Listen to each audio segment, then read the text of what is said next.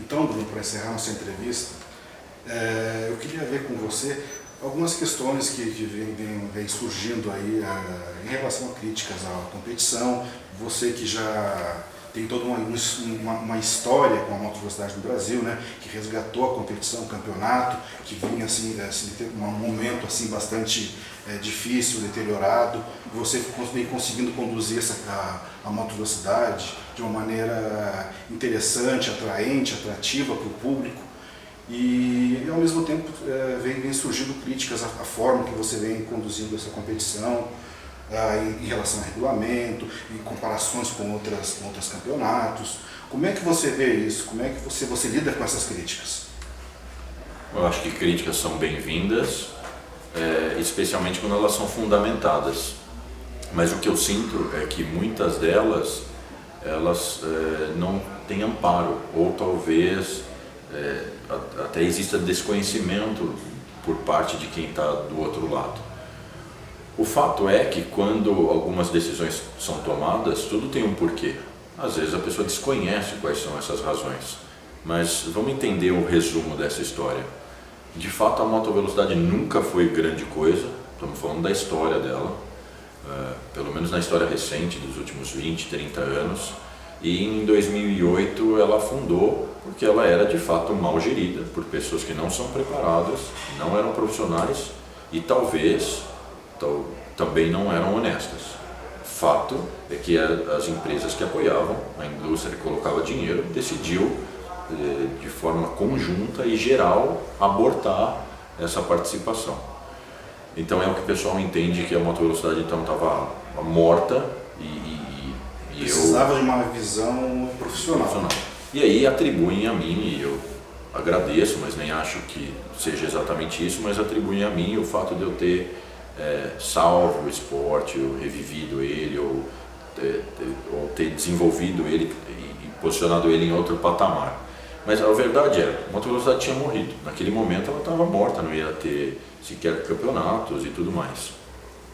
E aí, com nenhuma intenção financeira ou comercial e unicamente ideológica, eu e outros pilotos, todos com profissões paralelas e com outras fontes de renda, a gente decidiu se unir e usar nossa expertise e outras competências para a gente fazer um negócio que desse certo, que fosse bom. E o que é ser bom? Ser bom para os atletas que participam, ser bom para os profissionais que vivem da indústria, que é desde um mecânico até mídia especializada que cobre só competição, ser bom para as empresas que querem ter uma vitrine, ser bom em todos esses propósitos, ser um bom entretenimento. E prova de que isso deu certo foi que o campeonato cresceu, sempre cresceu, já começou e já explodiu de tamanho no primeiro ano e desde então vem crescendo. Só que é inevitável que, junto com o tamanho crescimento, a gente primeiro não se acerte todas as bolas. Nós não somos os donos da verdade e é impossível acertar em todas as decisões. Mas uma coisa é fato, se as coisas vão bem, se o site moto.com não para de crescer, é porque na gestão dele existem mais acertos do que erros, senão o negócio iria para trás. E os resultados falam por si só, porque a gente vem tendo cada vez mais pilotos, então eles permanecem, cada vez mais patrocinadores, cada vez mais público, e a gente tenta colher deles quais são os sentimentos. E o sentimento, lógico que nós não vamos satisfazer a todos, Deus não agradou a todos, quem diria a nós. Então a gente não agrada a todos, mas a gente vem sentindo que é um crescente, e que se a gente tinha problemas, eles vêm diminuindo. Então é normal que surjam críticas e tudo mais, e você pergunta como eu encaro isso? Eu encaro de uma forma positiva, mas eu fico preocupado quando elas não têm fundamento. Então você mencionou 2 pontos que eu acho que são interessantes. Falam, por exemplo, por que o regulamento da Superbike profissional é como é. O nosso regulamento é aberto. O que é aberto? As equipes podem preparar suas motos como elas bem entender. Qual é o ponto negativo disso? Porque todo tipo de regulamento tem um ponto positivo e negativo. o orçamento fica alto, porque você pode pôr peças muito caras e peças que necessitam de manutenção e tudo mais. Ao mesmo tempo, por mais força que se coloque, você não consegue tracionar. Em outras palavras, você pode montar um motor de 1000 cavalos, você derrapa, é difícil controlar e não é uma coisa tão simples. É interessante ver que mesmo pilotos habilidosos com motos originais conseguem performar tão bem quanto aqueles que têm motos muito preparadas. O ponto positivo é que você traz moralidade, no sentido de, quando você cria um regulamento e você não consegue cumprir, entra numa confusão dentro da categoria, onde se você ganha é porque você estava fora do regulamento e não pelo seu mérito, e entra numa desconfiança eterna de que sempre existe algo errado no outro competidor. Quando a gente adotou esse regulamento que tem a referência nada melhor do que o próprio Mundial, a gente eliminou isso. A gente passou a ter um grupo de pilotos que são amigos, que convivem bem e que sabem que unicamente eles têm que ir lá e desempenhar o melhor que eles puderem. Antes de mais nada, vem se superarem e depois superarem os competidores. Mas é um tema que criticam, o regulamento é livre, isso não é bom. Então é uma visão muito clara nossa de que a gente está no caminho e que enquanto nós não formos capazes de vistoriar, e hoje essa é a realidade, não adianta se criar regras que você não consiga aplicar, elas não servem para nada. Aí seria um espelho do Brasil, que é cheio de regras que não são aplicáveis, não vale, para que elas servem? Então a gente quer fazer justamente o oposto. Então, enquanto a gente não puder aplicar as regras técnicas, elas não vão existir. Então tem tudo um porquê, e isso vem dando certo na questão do regulamento. Mas são inúmeros pontos que eu acho que, quem sabe um dia eu vou ter a oportunidade de esclarecer. Outro que eu acho que você comentou é por que tantas etapas em São Paulo? Muito simples. Um dos melhores autódromos, a cidade, a maior cidade do país, a economia, a sede das empresas e tudo mais está aqui, então é a principal vitrine. A imensa maior parte dos pilotos mora na região sudeste, quanto mais próximo de onde eles ficam, menos eles gastam. Então são inúmeros motivos que fazem com que a gente fique aqui. Além do que, a gente não está num país que tem as melhores estradas e inúmeros autódromos.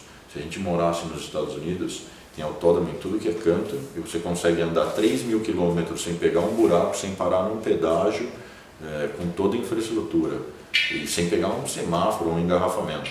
Aqui isso é simplesmente inexistente. Então já é uma preocupação pensando nos pilotos e nas equipes. Sim, principalmente. E isso é uma visão pessoal minha, que não agrada nem os patrocinadores.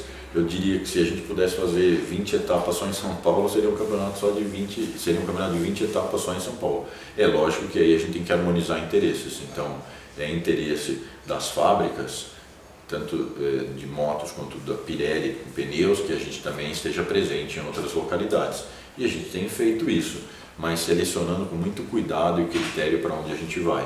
Afinal de contas, ele está num momento que não é dos melhores, são poucos autódromos que conseguem receber com um mínimo de condições as competições de moto. Nos últimos anos, as nossas praças habituais vêm sendo São Paulo, Goiânia, Santa Cruz e Curitiba. Às vezes, uma corrida ou outra, mas não foge, uma corrida ou outra em outros lugares, mas não foge muito dessa rotina. E essas críticas também em relação ao enfraquecimento do Superbike Brasil, que resposta você dá para quem pensa isso, vê isso no campeonato? Bom, tem algumas que são tão malucas que eu quase que não tenho resposta, porque se o evento...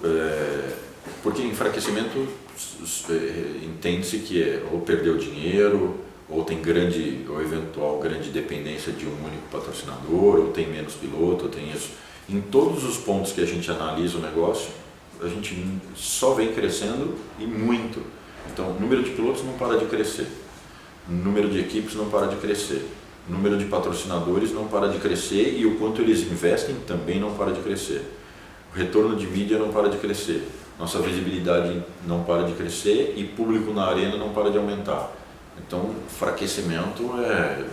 enfraquecimento não existe, mas é bem difícil No final do ano passado eu conduzi uma apresentação de encerramento da temporada, onde também os pilotos foram premiados, os campeões e vices, e eu digo nós, a organização e os patrocinadores, a gente apresentou novidades para esse ano. Então a Honda apresentou mais investimentos, a criação da 500, da Júnior 500, para que as crianças que saiam da Júnior 150 tenham para onde ir, ou seja, continuem na cadeia de aprendizado e dentro da marca Honda. A Pirelli anunciou uma movimentação expressiva, que foi a vinda dos slicks. Tudo isso foi feito, se eu não me engano, não lembro, foi em novembro, final de novembro ou dezembro.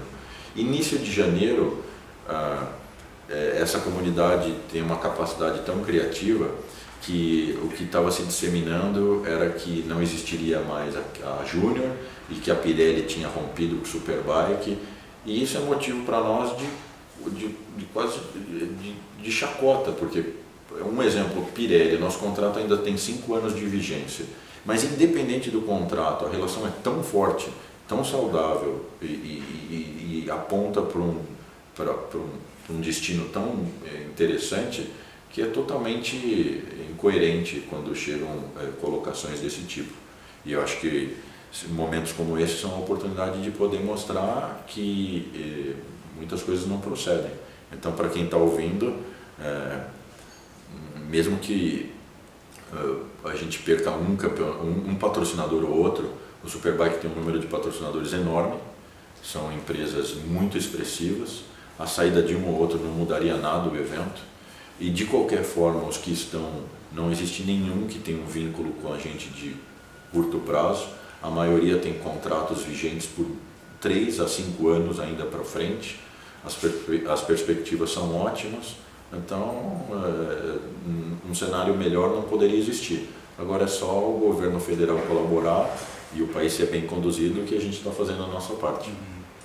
Então esses números do Superbike Brasil e a quantidade de apoiadores são a melhor resposta que você pode dar, né? Acho que sim, eu acho que também, já que eu sou a principal pessoa que conduzo isso, eu acho que uma outra resposta é dizer que eu faço isso por absoluta paixão e que eu vou sempre me dedicar a trazer mais participantes e poder ver que pessoas estão andando com mais segurança, se divertindo mais, e que a gente está fomentando um negócio que é positivo e saudável. Isso é muito prazeroso. Tá certo, Bruno Coelho. Muito obrigado pela entrevista.